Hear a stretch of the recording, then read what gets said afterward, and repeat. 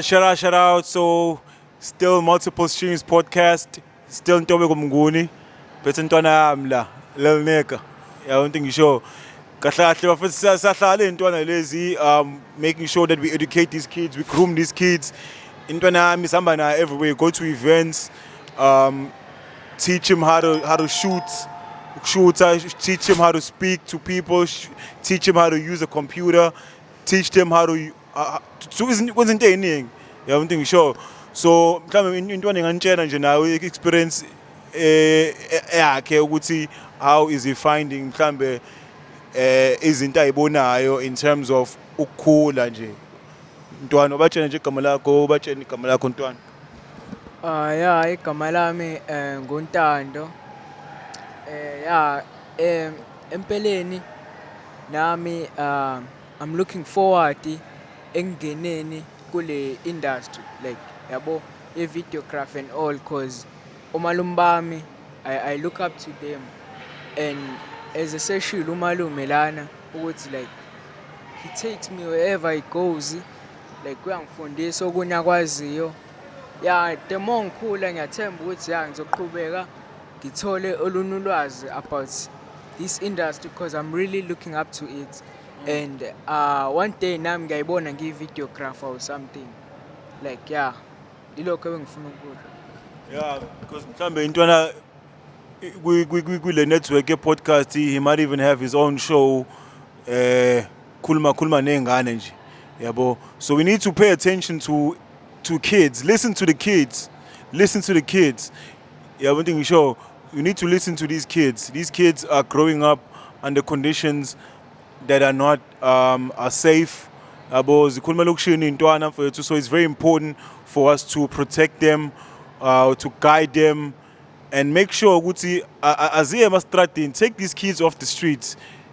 We are trying to get these kids off the streets. So you need to listen to the kids. Intwana mekutshena ukuthi ma ngifuna ukuba i-actor, ma ngifuna ukwenza music, ungatsheni ngani ukuthi no uyasangana fanele ube uthisha wena. Yabo, this is a whole different era right now bafethu. Yabo, so you need to listen to these kids. Yabo, wena ntwana ufuna ube yini masukhulile nje. Njoba ngitshena mhlambe uzoba ne-podcast yakho la nidla khona candy.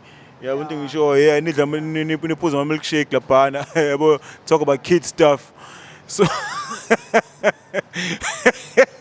So ufuna uba yini masumdala utshena abantu lapha ekhaya? Kahle kuningi yabo. Like engakusho like engifuna ukuba nakho, like I want to be self-employed, like start my own clothing brand because I really love impahla and ngiyakuthanda ukugqoka. So ngikubona kungcono ukuthi nami ngizakhele into engizoyigqoka kube yami and to promote ebantwini nabo bayigqoke yaziwe ngami. Yilokho. So nje ade size kwinguquko ilokunjana i-private screening yabo, like he was the only kid la. He was the only kid and I was watching this kid, like watching him, like his interest, like the interest that he has mebuka izinto zenzeka, like watching the whole screen ebuza malume lento yenziwe laphuti, like he's very curious. Yabo nto ngisho ingane zama nje hlani kakhulu bafethu angazi uma yini lezi idlaba bafethu hlani kakhulu ingane lezo. So we need to pay attention to the kids and listen to the kids. So mhlambe wena experience yakho ntwana yami laphana khathi ubuka ilokunjana le inguquko, like what do you think about the whole movie? What do you think? Like ngingasho ukuthi i-movie like ibisenda i-message or something. Like engikufundile emovini ukuthi like into oyenza usamncane or enzeka kuwena usamncane and you don't deal with it ngaloso sikhathi can have a negative a negative impact in future masumdala and ikwenze ube omunye umuntu you are not supposed to be. Yabo angazi noma ngichaza kahle nje. Yeah, so ilokho engikufundile ukuthi ungayiqhumi into ngaphakathi to a point uthi ikuhlukumeze and ukhule nayo uswele indlela yokuyibhodla.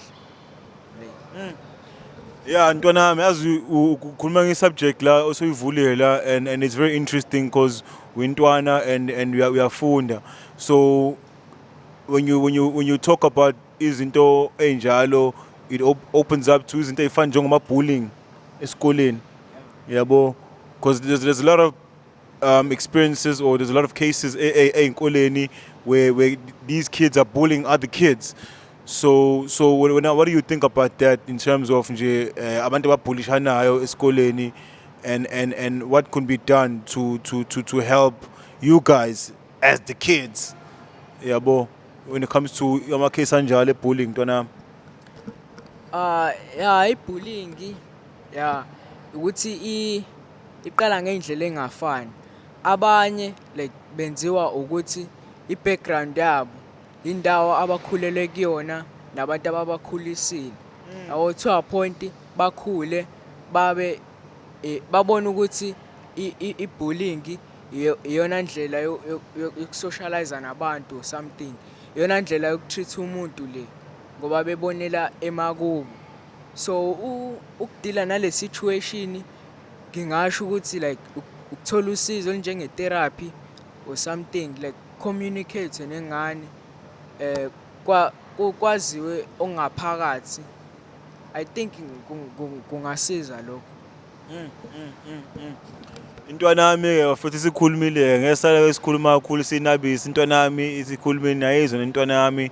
So njengoba ngisho ukuthi intwana sizoyivulela ngisho i-podcast yayo kuyona i-network yabo mhlambe kwi-setting kanje yabo bedla ama-candy like just talk about some dope stuff yabo, talk about music, talk about izinto ey'ningi fashion like intwana ayithandayo ifashion-ke fethu njengoba mzwile ukuthi ufuna uyishayele i-fashion brand yakhe. So I'm here to tell you as umalume wakho ntwanami ukuthi it's possible.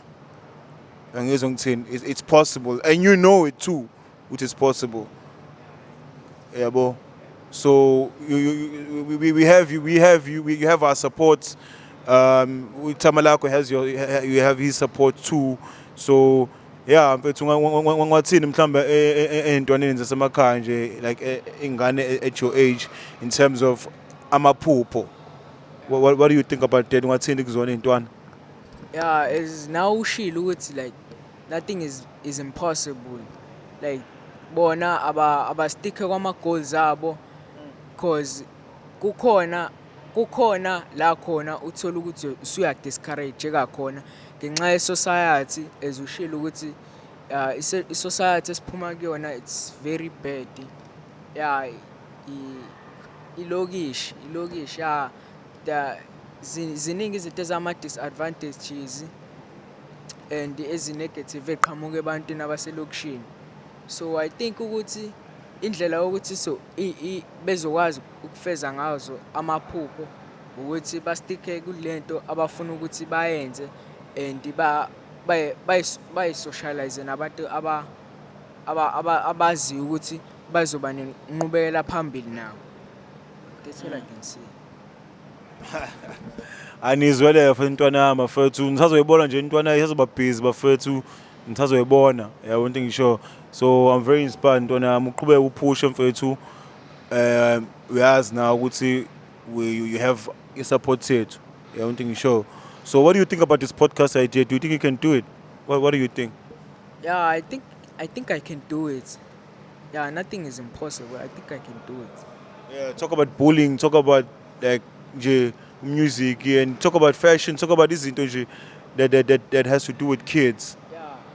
Yeah, I think I can do it. Bafethu signing out, Bafethu Multiple Streams Podcast Network. Shout out to my team. Shout out to Ntlantla, shout out to JQ, shout out to Intwanam, shout out to myself, shout out to everybody, shout out to our family.